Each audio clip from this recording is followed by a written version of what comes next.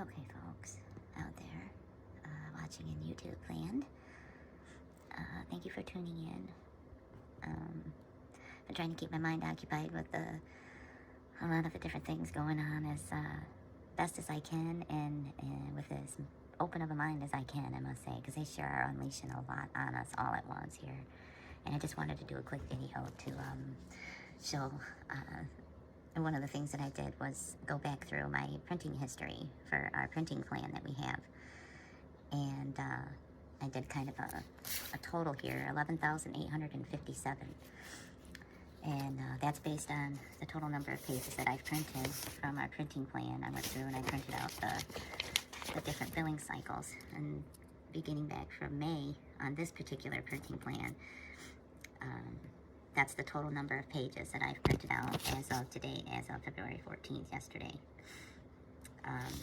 11,857 pages. And there's a couple hundred of those that I had done a printout of my science fiction novel, the first half of it, to have a hard copy of that. And then there's there's probably a couple hundred that were used to make like greeting cards and photos and stuff like that. But the majority of those documents that I've printed are documents like the COG circular here, the continuity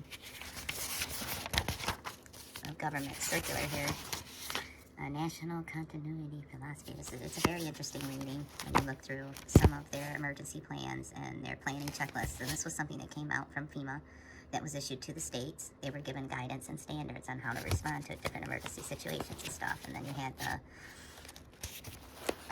Guide to Continuity of Government from 2021. Now these are some of the things that I have printed out that I've been looking at and stuff, but there's a couple of interesting ones too that were recent as well.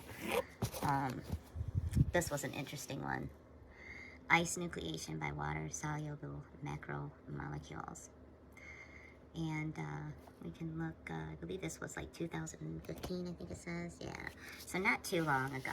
But this was something published by the Copernicus Publications on behalf of the European Geosciences Union, talking about ice nucleation. Now these are the kind of documents and things that I have in my little, in my file folder here. And then I have this one here. Oh, that's right.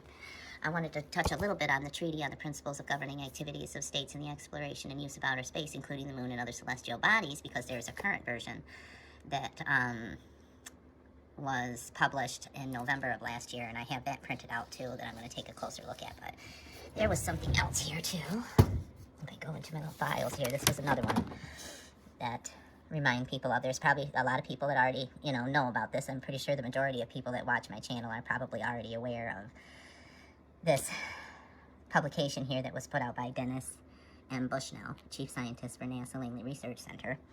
Future Strategic Issues / Future Warfare circa 2025. Okay, I'm not going to go into too much of it, but I do have a part here that I wanted to highlight. And I think that it might be relevant with some of the information we've been seeing coming out.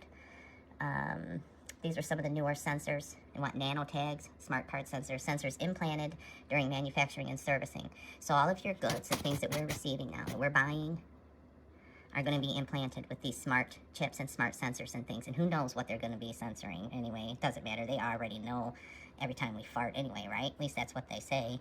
But I wanted to highlight a little bit before I end this video about smart dust, just a little bit. Some sensor swarms. Smart dust. Cubic millimeter or less, combined sensors, comms, and power supply, floats in air currents for up to 2 years. Nanotags, placed on everything, everywhere, identification and status info. Co-opted insects, hybrid insects. They have managed to weaponize another part of nature. Once again, it's not anything new.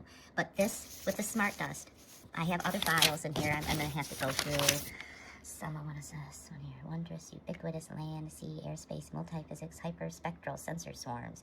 Well, that sounds kind of science fiction-y, right? But no. No. These are things they're testing, they're researching, they're developing, they're deploying robotic swarm technologies. So, well, I think we should be a little bit more alert when we have some of these dust storms and some of these pop-up storms. I'm just saying, a lot of this technology that's being developed is being developed in the Middle East. And they've been testing it over in the Sahara for decades, folks. This is not nothing new. This is not 21st century stuff that they've been testing. This is stuff that they were testing back in the 20th century. I'm just saying, they're planning on something pretty big. So we'd be very wise to stay alert. And as far as this treaty goes, you know, these files here, this one was last updated in 2019, but you can go through and you could look at the whole timeline of the developments. And you can go back to 2016, here's 2010. Let's go back to 1993, when they first did the study on confidence building measures in outer space. Okay. We can go back to 94, 95, 96. As these dates progress, if you read through it, you will see there come times when little nations and other people are allowed to come in and do voting on some of these things. And we're supposed to be a part of this. The U.S. is supposed to be a part of this whole treaty. But we've broken a lot of rules. And not just in this file alone were we accused. Here's 2008. The United States destroyed a non-functioning National Reconnaissance Office satellite using a modified tactical standard missile launched from an Aegis cruiser. Claiming, let's see, Christina Roca addressed the issue on 15 February in the Conference of Disarmament, claiming that the action would be consistent with the Outer Space Treaty, as the United States had notified foreign governments in advance. In the interest of transparency, and was carrying out the operation to prevent the possible loss of life. So as long as they got the permission of certain people, they go through stuff like this. But anyway, I guess, you know, my point being is that we're being called out on the world stage for doing some of the same things that we're calling other countries out on. And in these files and stuff here, I have plenty of information on NASA loons. I mean, I would get into some of that right now too, but this video is already almost 10 minutes long, and I mainly wanted to cover this Bushnell file. Once again, Dennis M. Bushnell, look it up. The Future Strategic Issue / Future Warfare circa 2025. And then look up, just Google smart dust. And do some more research into it, because these are some of the things that they're deploying and everything, but they really still don't know exactly how some of these things are going to affect us, because there's too many variables. Every one of us is a variable, and the way that we respond and the way we play our role in how all of this stuff plays out is going to kind of conduct where we end up in the future. So if you're ever going to speak up and say something about how you feel about a lot of this stuff that's going on, now would be the time to do it while they're testing this stuff for continuity of government. Okay? I believe myself that they've already got every governmental agency and military. I think they've already got all of those,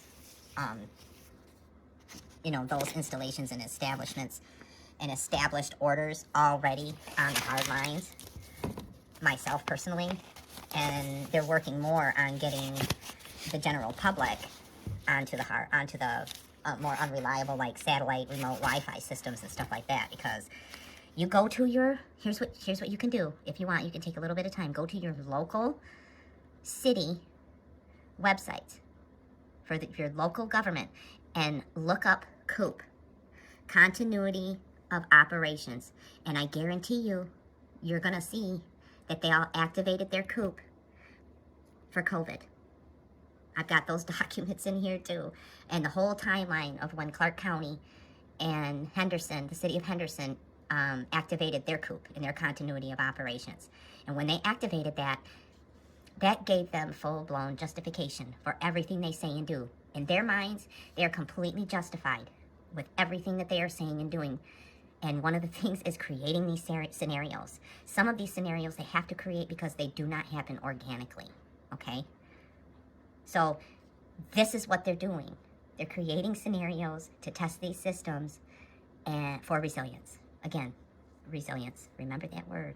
Anyway, this video is already 12 minutes long, and if you're still watching, thank you. You're awesome. Do some research into smart dust. It's very interesting to research it and the history of it. And I gotta say, when I see these pop-up storms like what popped up around here the other day, and then I was seeing the red hues in the air, I really gotta wonder, mean, I thought it was just from the red rock dust, but I'm seeing videos from other people from their skies in other states, on the East Coast, in the North regions, and in the Southeast, posting up red skies too. So I don't know, folks. I'm just curious about too many things. Oh, one more thing too. I was wondering, is it possible that they allowed that balloon, that first balloon, to drift over the U.S. like it did because it was equipped with some kind of biological agents or air quality testing equipment that was testing the air quality after that Ohio derailment? Is it possible? I mean, I don't know. I'm not saying that that's what it was.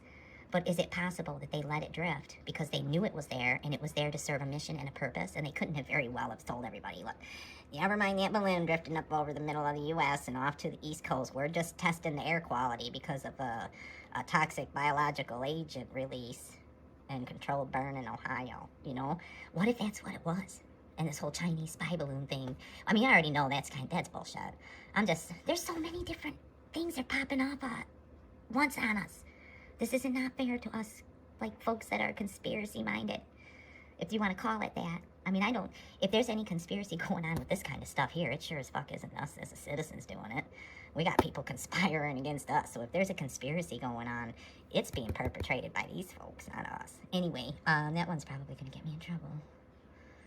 Yeah, we'll see. Thanks for watching. Please stay tuned. There's definitely more to come if I can help it.